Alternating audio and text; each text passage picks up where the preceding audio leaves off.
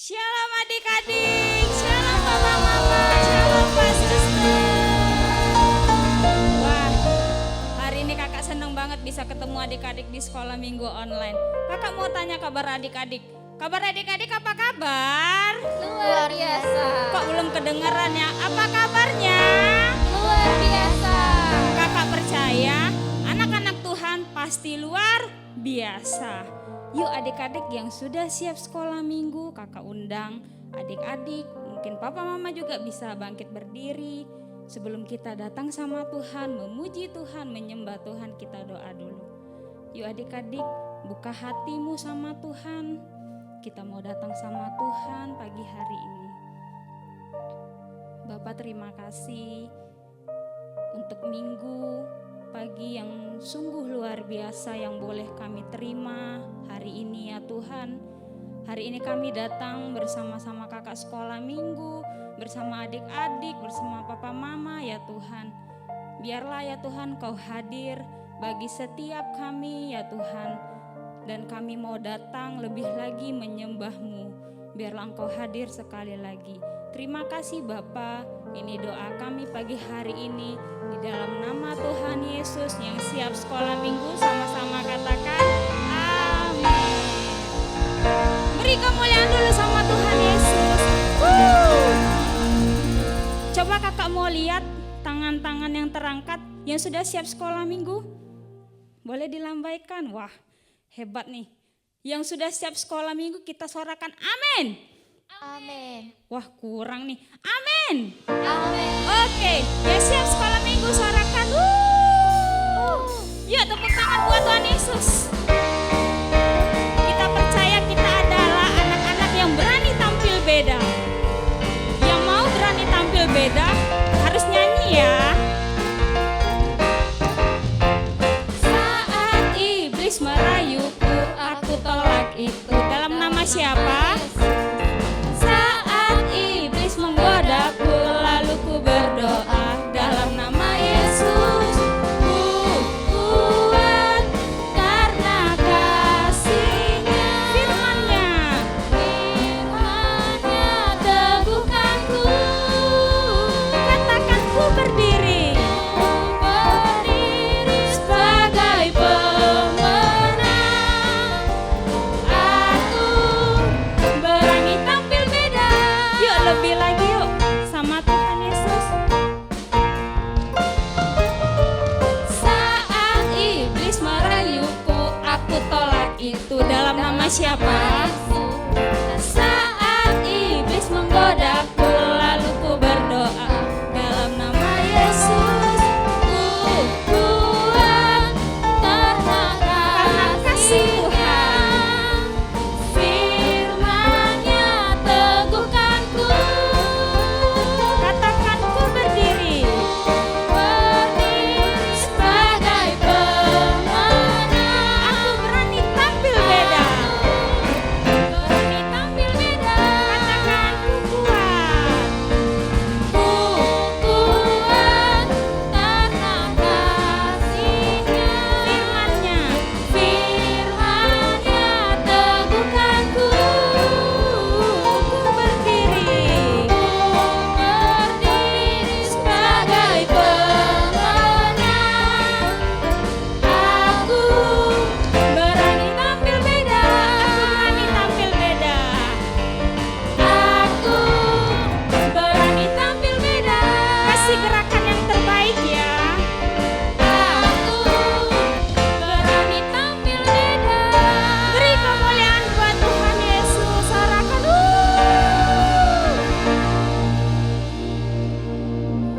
Wah, luar biasa adik-adik ya. Masih semangat? Masih semangat memuji Tuhan? Yang semangat sorakan amin. Yuk tepuk tangan buat Tuhan Yesus.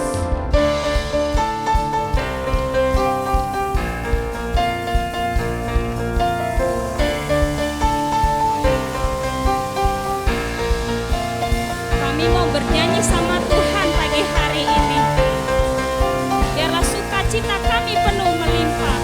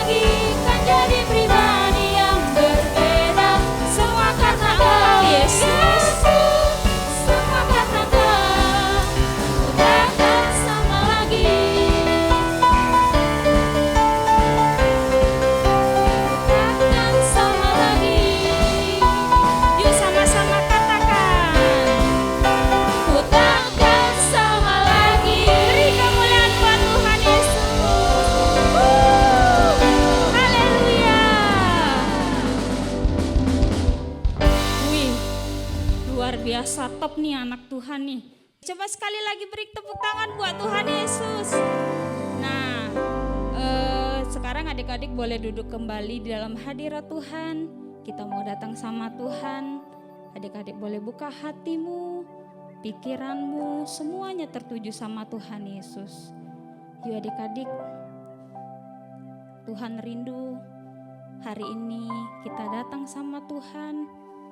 Begitu juga kita rindu kita datang sama Tuhan. Terima kasih Tuhan untuk minggu yang luar biasa ini. Kami bersyukur kami bisa datang kembali sama Tuhan. Kami buka hati kami ya Tuhan, untuk Tuhan penuhi kembali kami. Tuhan pakai kami. Terima kasih Tuhan, terima kasih. Dan kami mau datang ya Tuhan di dalam hadirat-Mu. Ini sembah kami, ini pujian kami ya Tuhan. Terima kasih Tuhan Yesus. Terima kasih Allah Roh Kudus.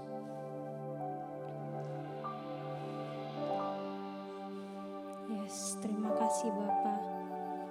Telah Kau tetapkan hidupku dalam tangan-Mu, dalam rencana-Mu Tuhan. Rencana indah telah Kau siapkan bagi masa depanku yang penuh harapan.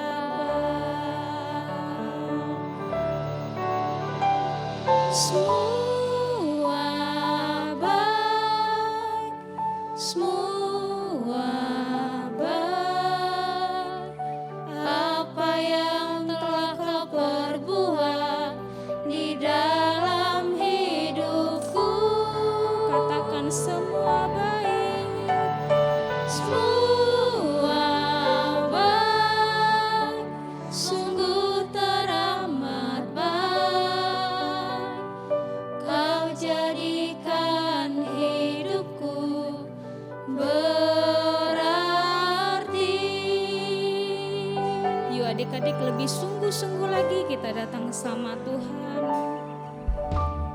Dari semula telah Kau tetapkan hidupku dalam tangan-Mu, dalam rencana-Mu Tuhan. Katakan rencana indah, rencana indah telah Kau siapkan bagi masa depanku yang penuh harapan. Katakan semua baik, semua baik, semua baik,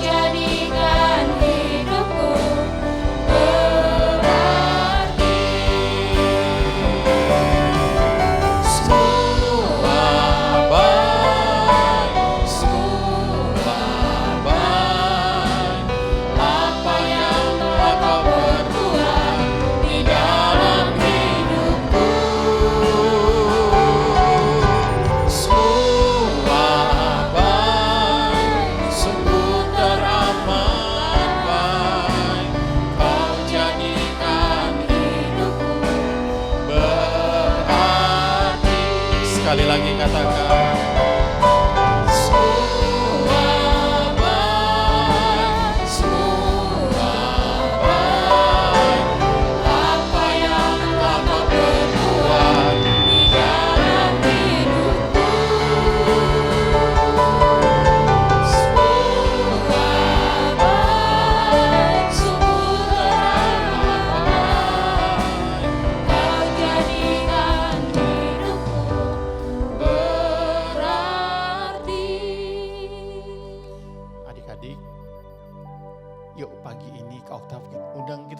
Berdiri sekali lagi.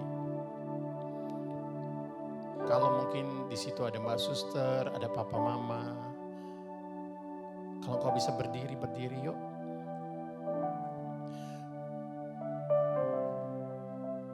Lagu ini berkata bahwa semua baik. Tuhan ciptakan segala sesuatu baik adanya. Bahkan keadaan kita pun baik. Tapi mungkin hari ini ada yang berkata, Kak, tapi hari ini keadaan kami tidak baik. Papa lagi sakit, mama lagi sakit. Mungkin ada di antara adik-adik yang sakit. Mungkin hari ini ada yang mungkin terpapar COVID. Atau mungkin sakit yang lain. Nah, pagi ini mau gak kita sama-sama yuk. Alkitab berkata kalau ada 2-3 orang berkumpul sepakat berdoa minta sama Tuhan, maka setiap doanya didengar, dijawab oleh Tuhan. Yuk tutup mata kalian. Kalau hari ini mungkin ada keluargamu yang sakit, papa atau mama lagi sakit. Yuk bareng-bareng Kak Oktav yuk. Angkat tanganmu kepada Tuhan, tutup mata. Bawa papa mamamu kepada Tuhan. Bilang sama Tuhan keadaannya. Tuhan, papa lagi sakit. Mama lagi sakit. Atau mungkin kau sendiri sedang sakit. Bawa sama Tuhan, datang sama Tuhan, tutup mata. Ayo, gak usah pikir yang lain. Ayo serius dengan Tuhan pagi ini. Sama-sama Kak Oktav dan kakak-kakak yang ada di sini. Tuhan Yesus ada di rumah kalian. Tuhan Yesus ada di tempat di mana sekarang kalian berada. Minta sama Tuhan pagi ini. Minta doain. Doakan papa mama. Tuhan, bilang Tuhan Yesus, kami anak-anakmu datang kepada Tuhan. Apa yang kau minta nak? Katakan sama Tuhan. Tuhan, aku minta papa disembuhkan. Aku minta mama disembuhkan Tuhan. Angkat tanganmu adik-adik bersama Kak Oktav, bersama kakak-kakak di tempat ini. Tuhan Yesus, kami mau sepakat. Kami juga mau sepakat dengan Tuhan. 2000 tahun yang lalu Tuhan sudah mati. Tuhan sudah dilukai. Dan bilur-bilur-Mu Alkitab berkata menyembuhkan setiap sakit penyakit kami. Tuhan, aku berdoa, aku katakan di dalam nama Tuhan Yesus, biarlah kesembuhan terjadi siang ini. Tuhan jamah Papa, Tuhan jamah Mama, Tuhan jamah keluarga kami. Tuhan juga jamah setiap kami di dalam nama Yesus. Biarlah kuasa kesembuhan terjadi mengalir siang ini. Oleh bilur-bilur-Mu Tuhan, terjadi mukjizat. Jamah Roh Kudus. Terus adik-adik berdoa. Berdoa sama Tuhan. Tuhan, Kau peluk setiap anak-anak. Peluk setiap papa mama. Mereka yang hari ini takut. Mereka yang khawatir, Tuhan, angkat setiap ketakutan mereka. Biarlah Engkau peluk setiap mereka dengan kasih-Mu. Dengan kasih-Mu, Bapa.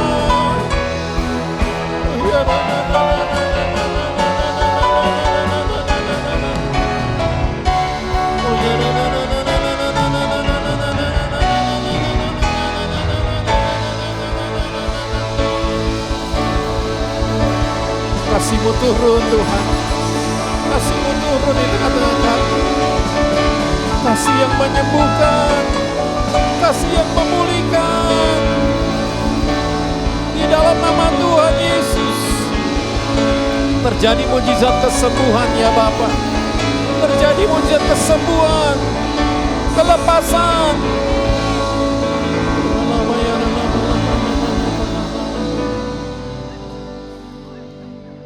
Tuhan memberkati Papa Mama, memberkati keluarga kami.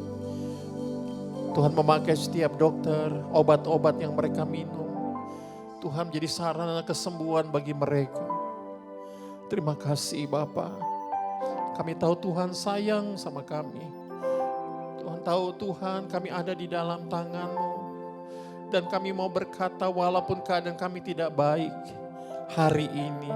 Tetapi kami percaya firman-Mu. Tuhan akan mengubah semuanya menjadi baik.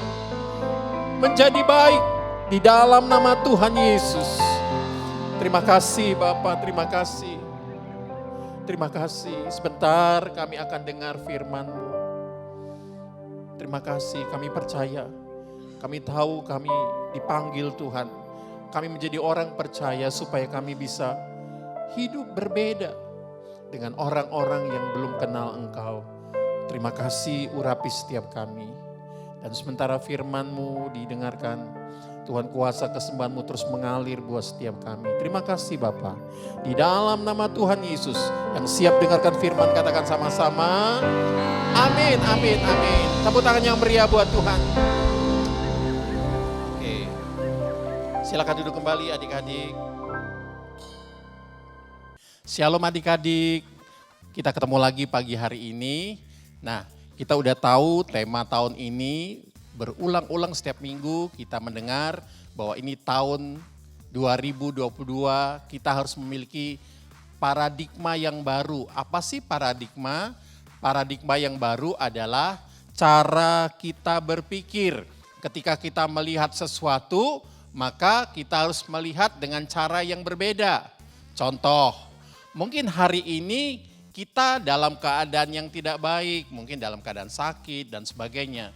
Tapi kalau kita menjadi anak-anak Tuhan, kita harus percaya bahwa melalui hal yang tidak baik ini, Tuhan bisa berbuat yang baik dalam hidup kita. Tuhan bisa mengubah yang tadinya tidak baik menjadi baik. Yang percaya katakan amin. Nah, di dalam Filipi 3 ayat 13b di situ dikatakan, aku melupakan apa yang telah di belakangku. Kak, ada yang tanya gini, Kak aku gak bisa lupa Kak. Bahkan 15-10 tahun yang lalu peristiwanya aku masih ingat. Maksudnya begini adik-adik, kita masih bisa ingat, tapi kita gak mau ingat-ingat terus. Ya, kejadian-kejadian atau peristiwa-peristiwa yang mungkin tidak mengenakkan dalam hidup kita, yang tidak baik. Kita tidak mau ingat-ingat terus, tapi sebaliknya kita harus mengarahkan diri kepada apa yang di hadapanku, di hadapan kita. Nah, ayat ini ternyata cocok sekali dengan firman Tuhan pada pagi hari ini. Kak Oktav mau ceritakan satu tokoh di Alkitab. Ya, dia ini orangnya mengalami hal-hal yang tidak baik dalam hidupnya. Tapi dia tidak mau ingat-ingat terus. Dan dia terus mengarahkan pandangannya ke depan. Dia terus melangkah maju. Karena dia percaya melalui hal yang tidak baik, Tuhan menjadikan hidupnya itu baik. Siapa dia ya Kak? Nah, kita akan lihat di sini. Oke adik-adik, waktu adik-adik lihat gambar ini, apa yang adik-adik pikirkan? Adakah sesuatu yang berbeda? Apanya yang beda? Adik-adik boleh tulis di kolom chat. Apanya yang beda dari gambar lampu-lampu yang ada di layar? Ya, ada satu yang berbeda. Bedanya apa? Ya, lampunya menyala sendirian. Yang lainnya redup, yang lainnya padam. Tapi dia menyala sendirian. Nah, hari ini judul firman Tuhannya, kau tahu kasih tahu dulu. Tampil beda seperti lampu itu. Sendirian dia berbeda. Berbeda apa? Dia menyala. Nah, tokohnya namanya ini adik-adik. Kak Oktav, lihatkan ya. Nah, kalian tebak nanti siapa tokoh ini sebenarnya. Kak Oktav rahasiakan dulu ya. Tapi Kak Oktav kasih bocorannya, huruf-hurufnya. Ada 6 huruf, tapi tidak tersusun. Satu lagi mana ya? Oh, yang berhuruf putih. Nah, coba adik-adik, coba boleh diskusi dengan papa, dengan kakaknya. Lalu tulis di kolom chat, siapa nama tokoh Alkitab yang Kak Oktav mau cerita hari ini. Kak Oktav kasih waktu 1 menit deh, 1 menit. Tapi Kak Oktav nggak usah hitung ya. Sudah ketemu belum siapa nama tokohnya? Ayo, boleh tanya sama papa mama, boleh diskusi sama adik atau sama siapa yang ada di sebelahnya. Sudah ketemu? Kalau sudah ketemu, tulis namanya. Di situ JP Jose. Di sana ada Kak Yose, bukan itu ya. Sudah ketemu? Kakak-kakak di sini sudah ketemu? Wah, ada yang tunjuk tangan, sudah Kak. Tulis di kolom chat. Oke, nah sekarang kita lihat ya, tebakan kita benar enggak? Adik-adik tulis di kolom chat, benar enggak tulisannya? Yuk kita hitung sama-sama ya, 3, 2, 1. Ya, geser. Sudah ketemu? Sudah terbaca belum namanya? Ada yang bilang sudah Kak, ada yang bilang Kak masih bingung Kak, kok J. Joseph. Kak Oktav geser lagi ya. Tweet. Nah, sudah. Kak Oktav klik sekali lagi ya. Tweet. Oke, siapa yang benar coba lambaikan tangannya. Siapa yang tadi tulis di kolom chat? Namanya Joseph. Kalau bahasa Indonesianya siapa? Ada yang tahu? Hah? Iya, namanya Yusuf. Yosef atau Yusuf. Kak, ada yang tanya begini, siapa itu Yusuf? Nah, coba kita lihat di sini ya. Ada seorang gambar bapak di situ namanya Bapak Yakub. Yakub ini siapa? Cucunya Abraham. Abraham anaknya Ishak, Ishak anaknya Yakub. Nah, Yakub adik-adik punya 13 anak. Loh Kak, di situ ada 12, 6 di atas, 6 di bawah. Satunya kemana? Satunya perempuan adik-adik. Kalau zaman dulu, itu perempuannya tidak ditampilkan. Yang ditampilkan hanya laki-lakinya saja. Karena Alkitab mencatat laki-laki. Yesus memberi makan 5.000 laki-laki. Padahal ada perempuannya juga, ada anak-anak adik-adik. Nah, ada 12 di situ. Yusuf anak yang berapa? Coba. Ada yang tahu Yusuf anak yang berapa? Pertama, bukan. Kedua, bukan. Anak keberapa? Coba hitung dari atas tuh. 2, 3, 4, 5, 6, 7, 8, 9, 10. 11 yang pakai baju hijau-hijau. Jadi Yusuf nomor 11, dia punya adik satu lagi yang namanya Benyamin. Nah adik-adik, Yusuf itu sangat disayang sama Bapak Yakub. Makanya dia agak berbeda, adik-adik, diberikan baju yang baik, diberi jubah yang bagus. Nah, kita lihat di sini. Waktu dia berusia 17 tahun, Yusuf ini pernah mimpi adik-adik. Sampai dia tuh dijulukin sama saudara-saudaranya si tukang mimpi. Siapa di sini pernah mimpi? Pasti pernah ya. Ada mimpi menyenangkan, ada mimpi buruk, menakutkan. Tapi itu semuanya mimpi. Tapi adik-adik mimpi Yusuf ini berbeda. Jadi dia mimpi waktu tidur itu, dia mimpi dia lihat ada ikatan-ikatan gandum yang jumlahnya 11. Lalu ikatan gandum yang 11 itu nunduk kepada satu ikatan gandum yang ada di tengah. Lalu dia ceritain sama saudara-saudaranya, kakak aku mimpi loh semalam. Kakaknya bilang, kamu ini tukang mimpi, udahlah. Ya. Lalu yang kedua dia mimpi lagi. Dia melihat ada 11 bintang. Bahkan ditambah ada bulan, ada bintang. Sujud menyembah kepada dia. Lalu dia ceritakan kepada saudaranya, papanya, mamanya. Saudaranya tambah marah adik-adik. Masa kami menyembah kepada kamu? Enggak mungkin, kamu anak kecil. Beberapa mereka marah, tapi papanya bijaksana, papanya simpan itu dalam hatinya. Nah adik-adik, ternyata mimpi Yusuf ini menjadi kenyataan adik-adik.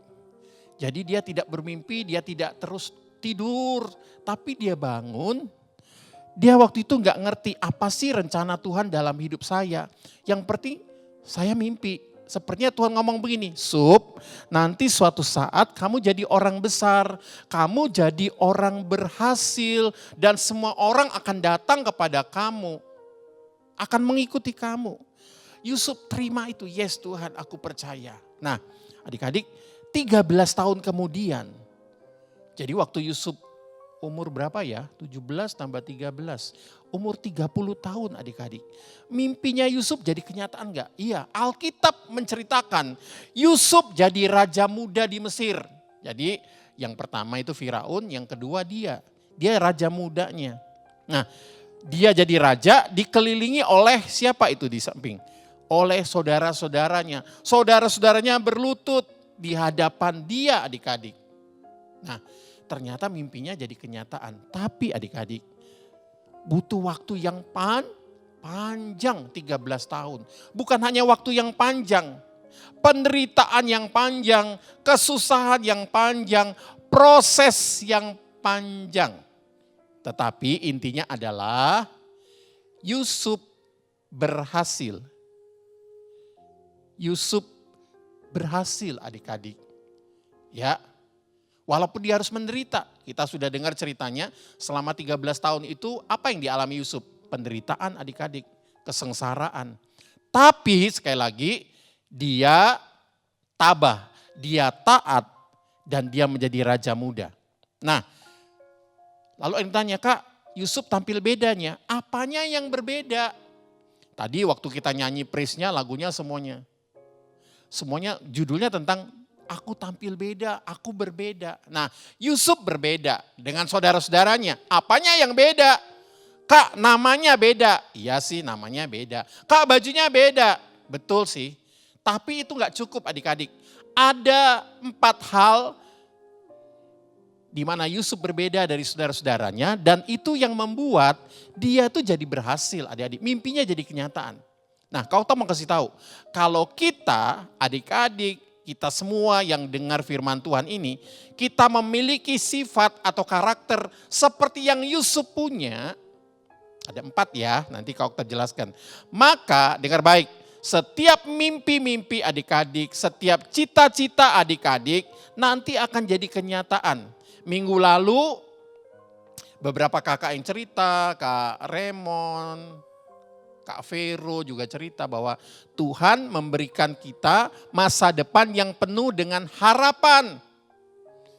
Gimana supaya harapan itu tercapai? Nah kita mau belajar dari seorang tokoh Alkitab tadi, Yusuf ya. Nah yang pertama adik-adik, apa beda Yusuf dengan saudara-saudaranya yang lain? Ini yang pertama. Nah kau tahu kasih tahu, yang pertama apanya yang beda? Yusuf nih orang yang penuh dengan kasih. Karena kasih itulah memenuhi hidupnya, dia bisa mengampuni saudara-saudaranya adik-adik. Dia bisa memaafkan saudara-saudaranya.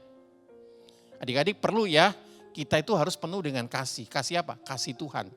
Nah bayangkan adik-adik, selama 13 tahun, waktu diproses oleh Tuhan, waktu dibentuk oleh Tuhan, Yusuf mengalami hal-hal yang tidak baik. Yang pertama kita lihat di layar, Yusuf dimasukkan sumur. Siapa yang masukkan sumur?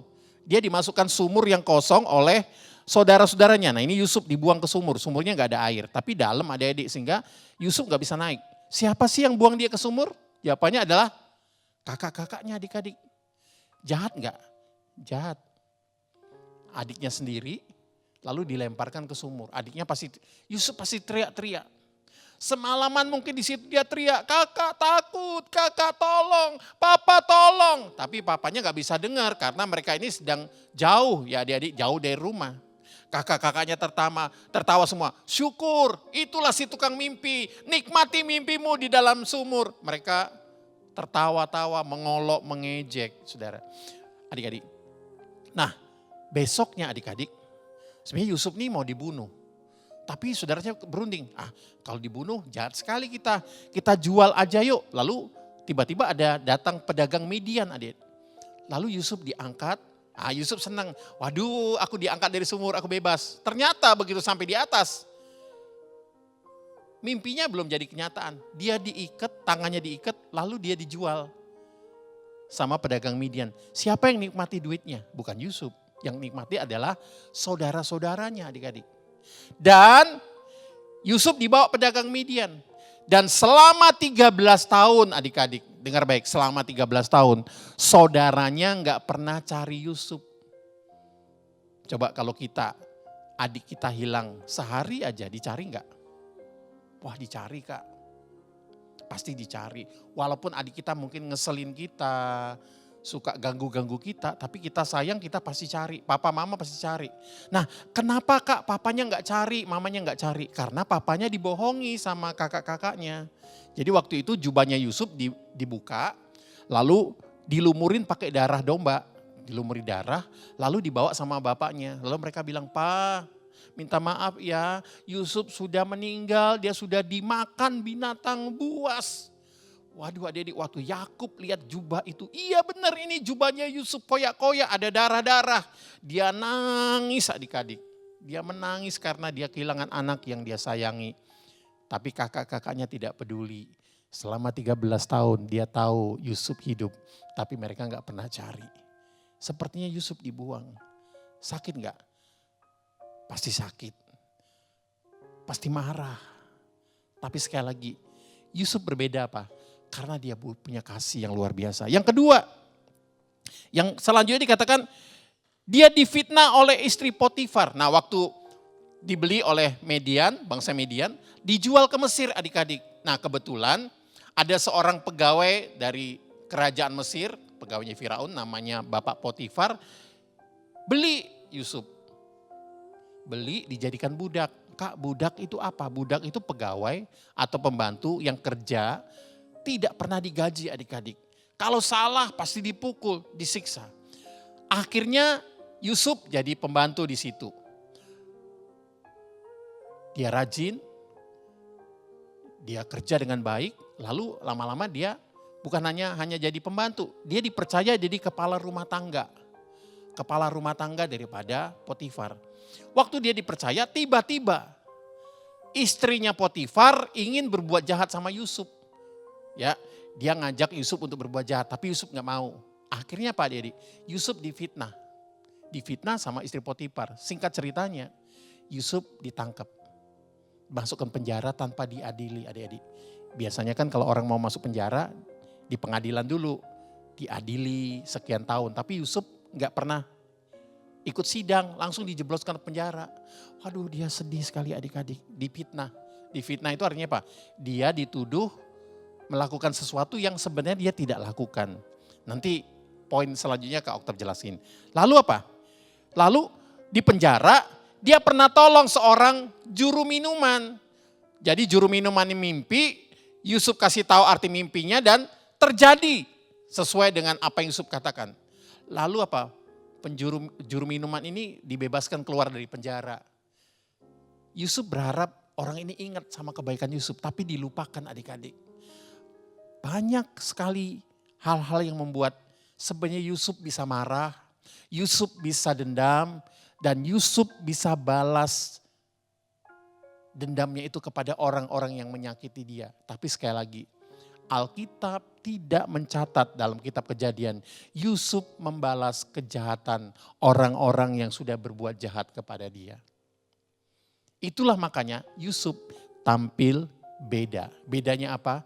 Dia penuh dengan kasih dalam hatinya, penuh dengan kasih Tuhan. Dia bisa mengampuni, dia bisa melupakan apa yang di belakang dan mengarahkan diri kepada di depan.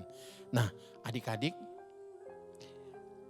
sekarang setelah 13 tahun, waktu dia berumur 30 tahun, dia jadi penguasa di Mesir, orang nomor 2 di Mesir.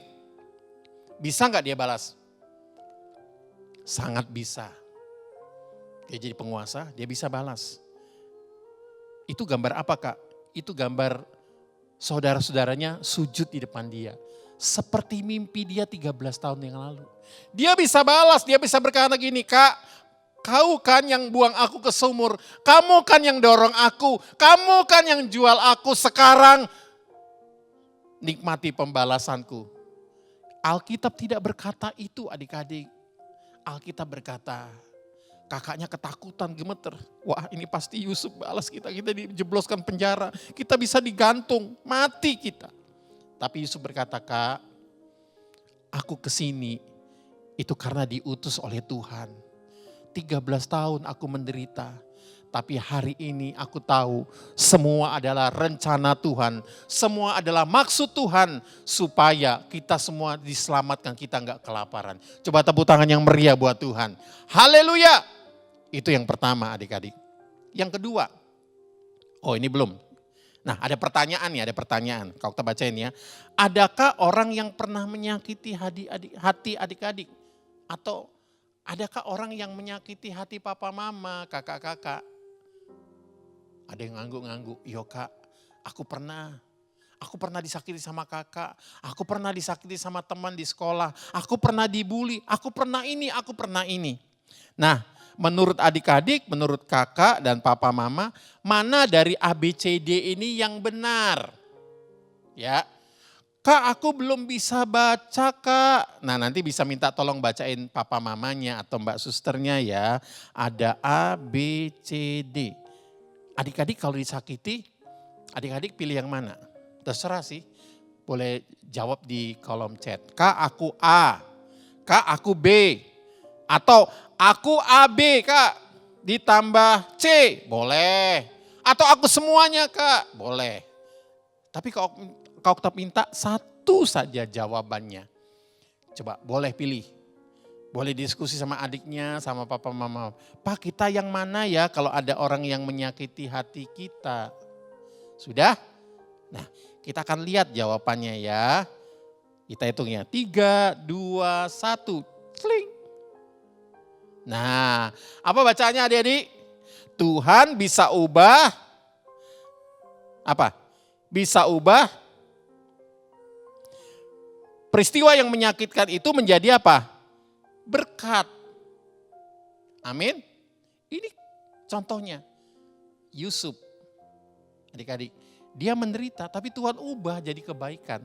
Itu yang pertama. Yang kedua, nah Yusuf ini dia beda dengan orang lain karena apa? Dia ini takut akan Tuhan.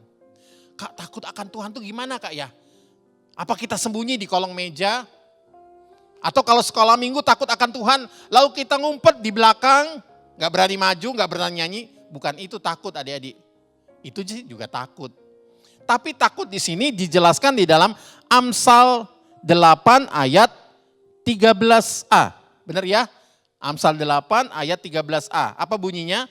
Takut akan Tuhan ialah membenci kejahatan.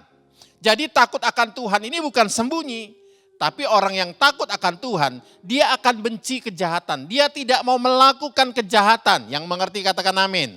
Nah Yusuf, dia bedanya apa? Dia orang yang takut akan Tuhan. Dia membenci kejahatan. Apa buktinya? Gini adik-adik. Kan tadi kau terjelaskan, dia dijual. Lalu pedagang Midian jual dia kepada Bapak Potifar di Mesir. Nah Bapak Potifar ini punya istri yang cantik sekali Alkitab katakan. Cantik. Suatu ketika adik-adik, rumah itu lagi kosong. Hanya ada Yusuf sama istrinya Potifar, sama nyonya Potifar. Nah, kalau kita percaya Yusuf ini juga ganteng ya. Masih muda, ganteng, masih perjaka ting-ting, belum punya istri. Lalu istrinya Potifar ini apa ya? Naksir.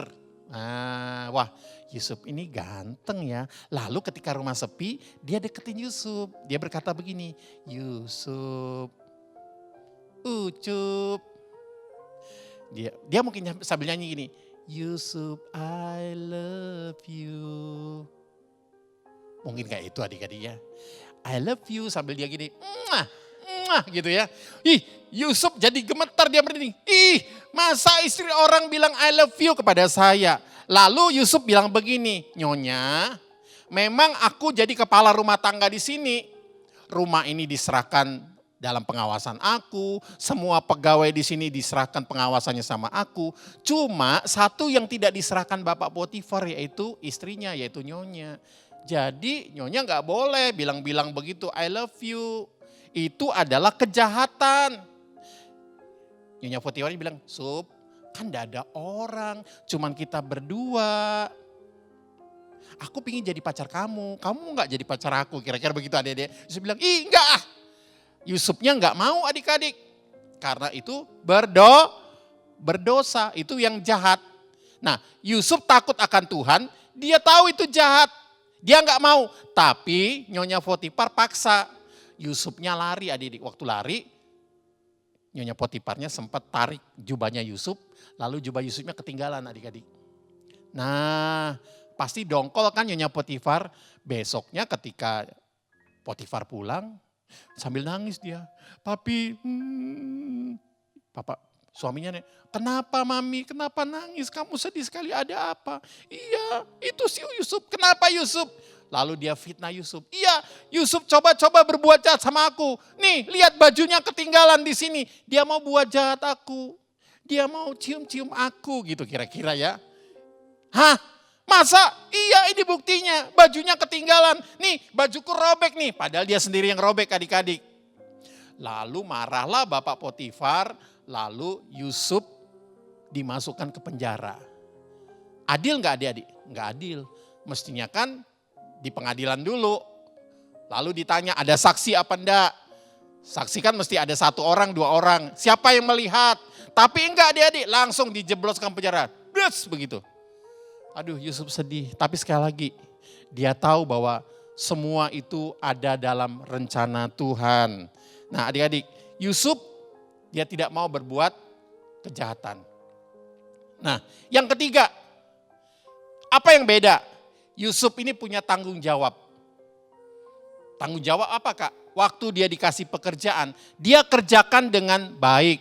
Dia kerjakan sampai selesai dan hasilnya baik. Sehingga orang-orang yang menyuruh Yusuf bekerja jadi puas, jadi bangga, makanya dia senang. Makanya ketika di rumah Potifar, dia nyapu, dia ngepel, dia bersihkan rumah, dia atur rumah Potifar jadi rapi, jadi bersih, jadi wangi. Sehingga Potifar senang dengan Yusuf. Karena Yusuf apa? Ketika disuruh bekerja, dia kerja dengan baik. Waktu di penjara adik-adik, dia juga kerja dengan baik. Akhirnya apa? Walaupun dia tahanan, akhirnya apa? Dia dikasih tugas untuk ngurus tahanan-tahanan itu. Walaupun dia di penjara tapi dia jadi ketuanya di situ adik-adik. Dia ngurus, dia kerja dengan baik. Waktu dia jadi raja, dia juga tanggung jawab, dia kerja dengan baik. Dia bangun lumbung, lalu hasil panen gandum disimpan 7 tahun supaya 7 tahun nanti masa kelaparan mereka nggak mati kelaparan. Orangnya tanggung jawab. Adik-adik, pernahkah adik-adik dikasih tugas sama papa mama? Nah, papa minta tolong ya, tolong cuciin motor papa atau mobil papa. Atau dikasih tugas sama mama, nak tolong cuciin piring yang kotor ya. Ada cuman 5. Pernah enggak? Pernah ya? Dikerjakan enggak? Dikerjakan enggak? Sampai selesai enggak? Hasilnya bagaimana? Waktu kita kerja gimana? Dengan tulus apa sambil ngomel-ngomel? Mama, aku terus yang disuruh cuci piring. Tuh adik enggak pernah disuruh, tuh kakak enggak pernah disuruh. Nah, kau tak pasti tahu, Yusuf enggak begitu adik-adik. Pokoknya tugas yang dikasihkan sama dia kerjakan. Sampai selesai dan hasilnya baik tanpa ngomel. Itu Yusuf, dia tanggung jawab. Siapa yang pernah dapat tugas dari gurunya di sekolah? Kerjanya dengan senang hati atau dengan sungguh-sungguh? Pak itu, ngasih PR terus. Ngasih PR terus. Tapi kita belajar seperti Yusuf ya, mau ya? Kerjakan baik-baik. Soal hasilnya betul atau salah itu soal nanti. Yang penting kerjakan, selesaikan dengan senang hati. Atau pernah disuruh kakak sekolah minggunya untuk mengerjakan sesuatu, bantu sesuatu. Supaya apa? Supaya nanti kalau adik-adik sudah besar, sudah bekerja, adik-adik bisa mengerjakan dengan penuh tanggung jawab dan hasilnya akan memuaskan. Sehingga di mana kita bekerja orang senang dengan kita. Amin. Yusuf disenangi loh. Di rumah Potifar disenangi, di penjara disenangi, sama Firaun disenangi, sama keluarganya akhirnya juga disenangi. Itu Yusuf. Yang terakhir, yang keempat. Nah, Apa yang membuat Yusuf beda? Sifatnya apa? Dia nggak sombong adik-adik. Lawan sombong apa? Lawan sombong adalah rendah hati. Nah, Yusuf nggak sombong. Waktu dia bisa mengartikan mimpi Firaun, kan Firaun mimpi. Mimpi yang pertama dia melihat ada sapi yang gemuk-gemuk. Kemudian ada sapi yang kurus, ada 7. Lalu sapi yang kurus ini makan sapi yang gemuk. Terbalik adik-adik. Lalu juga begitu, ada berkas gandum yang gemuk, ada berkas gandum yang kurus. Yang kurus makan yang gemuk. Firaun jadi bingung. Semua ahli nujum, ahli mimpi di kerajaan Mesir sudah dipanggil tapi hasilnya 0. Tiba-tiba tukang buat minuman raja yang pernah ditolong Yusuf di penjara, yang pernah diartikan mimpinya. Ingat, Tuan, aku ingat ada temanku di penjara yang bisa mengartikan mimpi, namanya Yusuf. Raja bilang, ayo panggil. Lalu dipanggil, lalu Firaun ceritain mimpinya. Singkatnya begini, lalu Yusuf ceritain, Tuan, 7 gandum yang kurus dan 7 sapi yang kurus itu bicara apa? Masa kering, masa kemarau. Sapi yang gemuk, gandum yang gemuk itu masa panen, kelimpahan.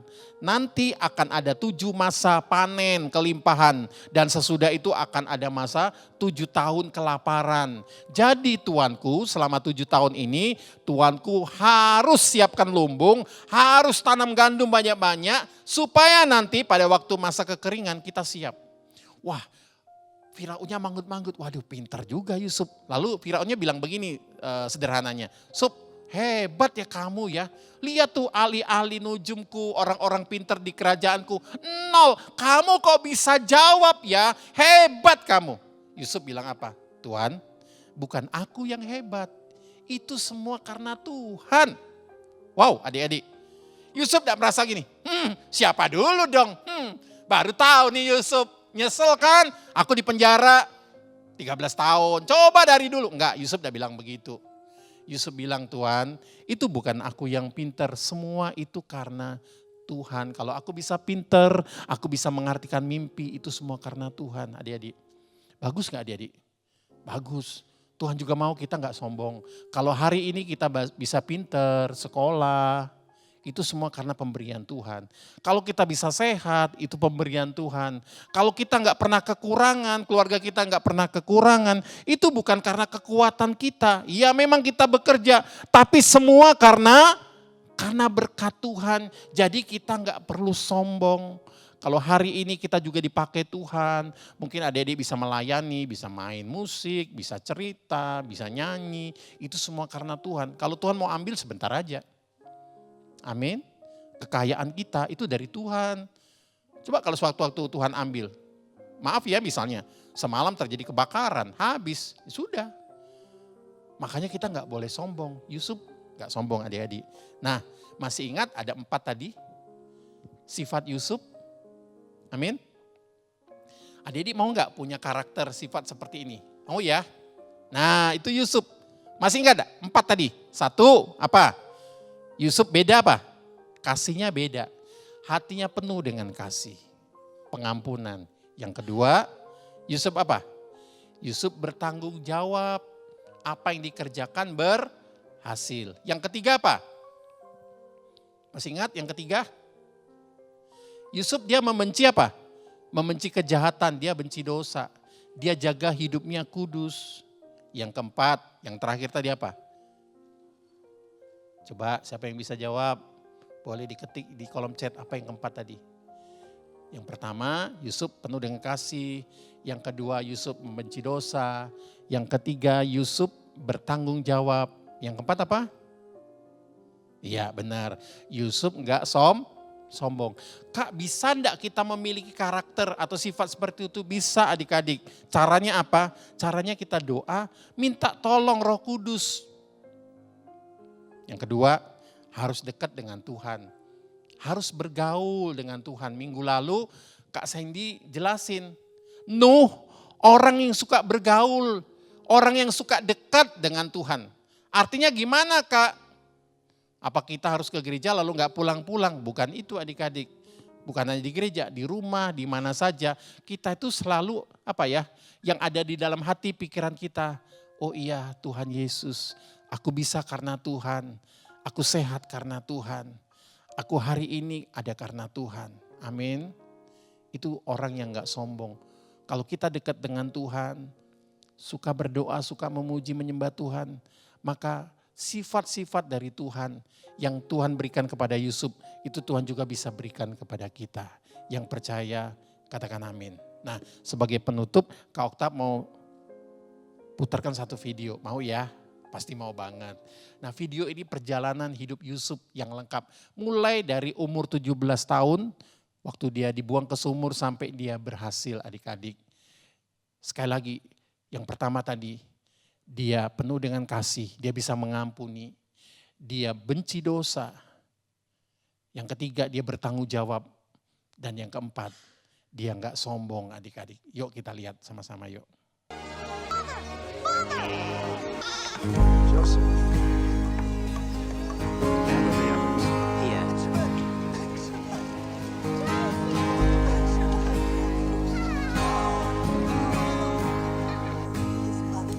I love you, Lord. Oh, your mercy never fails me all my days. Nah itu kakak-kakaknya marah ketika Yusuf cerita mimpinya kepada mereka. Dia dibenci sama saudara-saudaranya. Dia diejek sebagai tukang mimpi. Dan mereka punya rencana untuk membunuh Yusuf. Dengan cara dimasukkan ke dalam sumur yang kosong. Lihatlah begitu mereka senang sekali bersuka cita melihat Yusuf menderita.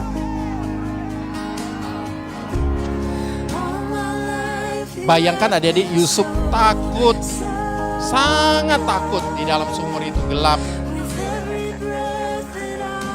Nah ini pedagang Midian datang, Yusuf diikat, dijual sama mereka. Dan gak pernah dicari-cari selama 13 tahun. Ini bapaknya, sampai dia menjerit sedih adik-adik.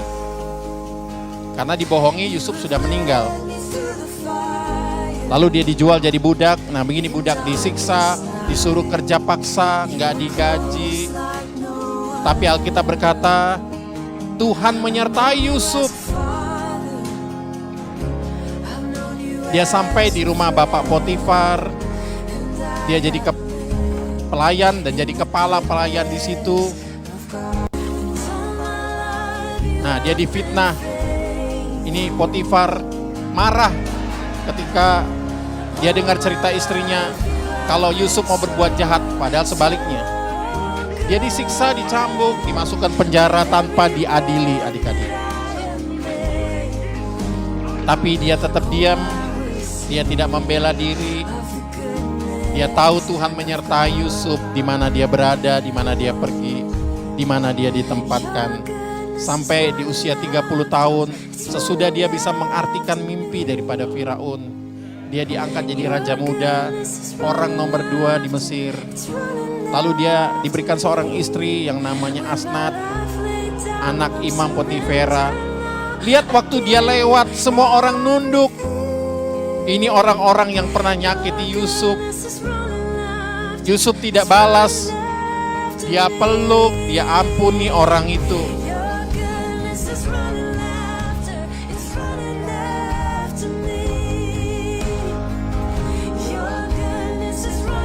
Bahkan Potifar juga dia ampuni. Yusuf istri dan anaknya yang pertama. Mereka berbahagia adik-adik. Walaupun prosesnya panjang. Ini saudara-saudaranya ketakutan. Mereka pikir Yusuf akan balas dendam sama mereka. Tapi ternyata tidak.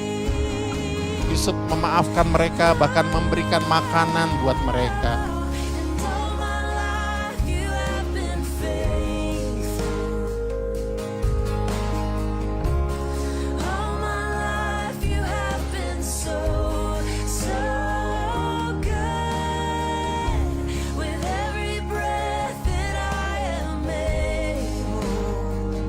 Dia bilang kepada saudaranya, jangan takut Kak, aku di sini karena disuruh oleh Tuhan supaya bisa menolong orang banyak, menyelamatkan orang banyak. Akhirnya setelah sekian lama dia bisa ketemu lagi dengan papa yang dia kasihi adik-adik.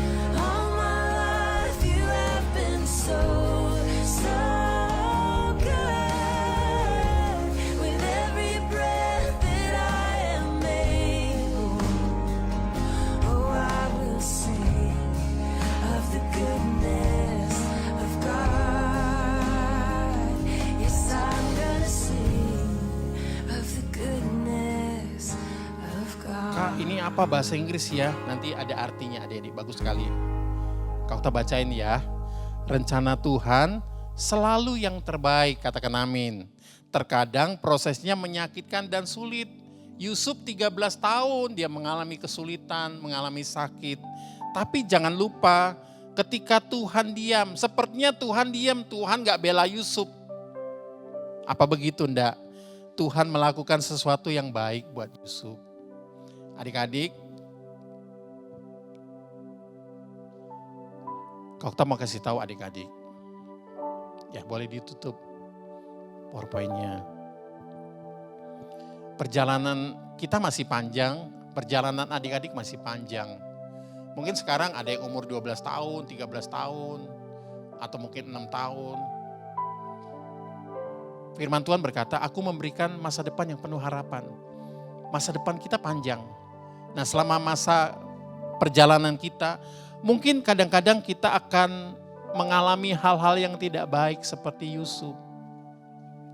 Pernah gak adik-adik difitnah? Pasti pernah ya.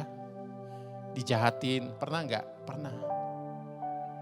Tapi sekali lagi kalau kita mau pesan, kita mau belajar dari cerita tadi. Walaupun hari ini mungkin tidak baik, keadaannya tidak baik, tapi percayalah Tuhan bisa ubah sesuatu yang tidak baik menjadi baik. Kak Okta berdoa, Kak Okta percaya adik-adik akan mempunyai masa depan yang sukses, yang penuh dengan harapan. Jadi orang berhasil, jadi orang yang dicintai banyak orang, dicintai Tuhan, itu doa Kak Okta dan doa papa mama. Tapi dengar baik, ada 4 hal yang harus kita miliki seperti tadi. Yang pertama, kalaupun kita dijeleki, dijahati, dibuat gak adil, tetap harus punya kasih Tuhan, kita bisa mengampuni. Kalau kita bisa mengampuni, bukan hanya orang yang untung, tapi kita juga untung, kita bisa sehat. Orang kalau simpen marah, simpen dendam, cepat apa? Cepat sakit. Gak bagus untuk tubuh kita. Itu yang pertama. Yang kedua apa?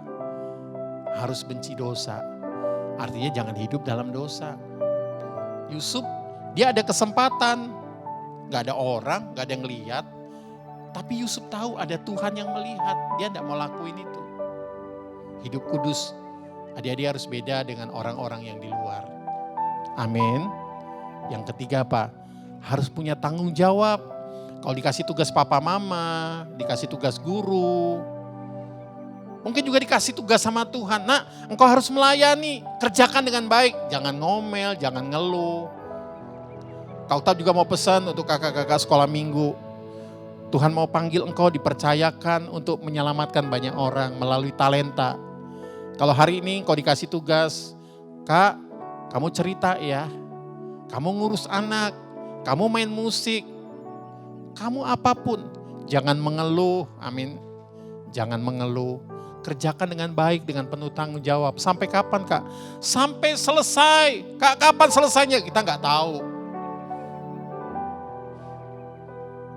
Betapa bangganya kalau suatu saat kita dipanggil Tuhan, lalu Tuhan berkata, masuklah hambaku yang baik dan setia. Wow. Kak Okta juga pingin suatu saat Kak Okta bisa dengar Tuhan berkata begitu sama kakak, sama adik-adik, sama papa mama.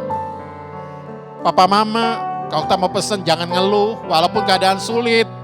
Terus mengucap syukur. Karena Tuhan pasti akan sertai kita menyelesaikan tugas kita sampai akhir. Gak usah ngeluh, kerjakan dengan baik, dengan tanggung jawab. Dan yang terakhir, jangan sombong. Kalau hari ini kita bisa punya, bisa kaya, bisa sehat, bisa melayani, itu semua karena anugerah Tuhan bagi kita. Tetap rendah hati, katakan itu semua karena Tuhan. Semua baik. Yuk sama-sama nyanyi lagu ini. Kita berdiri sama-sama yuk. Apa yang Telah kau perbuat, katakan. Adik-adik nyanyi yuk papa mama. Kita semua berdiri. Sungguh teramat baik. Kau jadikan hidupku berarti. Sekali lagi bilang,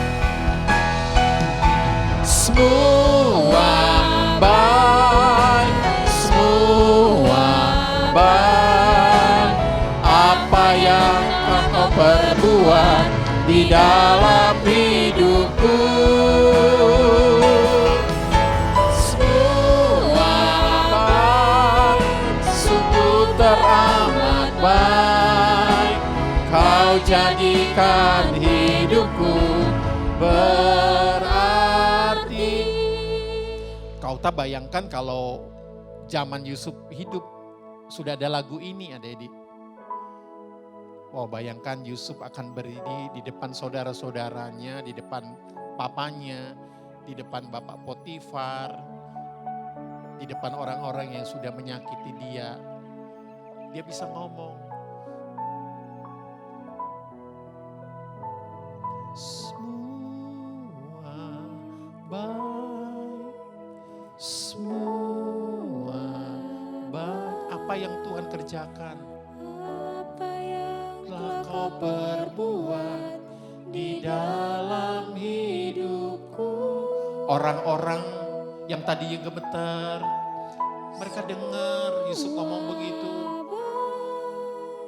Sungguh teramat baik, Kau jadikan hidupku berarti.